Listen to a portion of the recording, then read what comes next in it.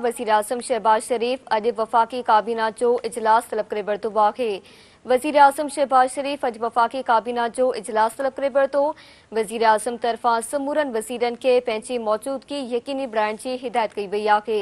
ज़रियनि जो चवणु आहे त वफ़ाक़ी काबीना इजलास में हुकूमत अहम कानून मंज़ूर कराइण चाहे थी। ज़रियनि मूजिब 27 आईनी तरमीम में कयल तब्दीलियूं मंज़ूर कराइण लाइ सेनेट इजलास जो शेड्यूल तब्दील कयो वियो आहे। अवां खे ख़बर ॾियूं पिया वज़ीर आज़म शहबाज शरीफ अॼु वफ़ाक़ी काबीना जो इजलास तलब करे वरितो आहे। वज़ीर आज़म तरफ़ां समूरनि वज़ीरनि खे पंहिंजी मौजूदगी यकीनी बणाइण जी हिदायत कई वई आहे। ज़रियनि जो चवणु आहे त वफ़ाक़ी काबीना इजलास में हुकूमत अहम कानून मंज़ूर कराइण चाहे थी।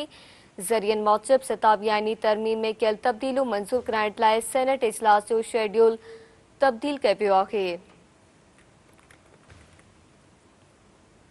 अवां खे ख़बर ॾियूं पिया वज़ीर आज़म शहबाज शरीफ अॼु वफ़ाक़ी काबीना जो इजलास तलब करे वरितो आहे।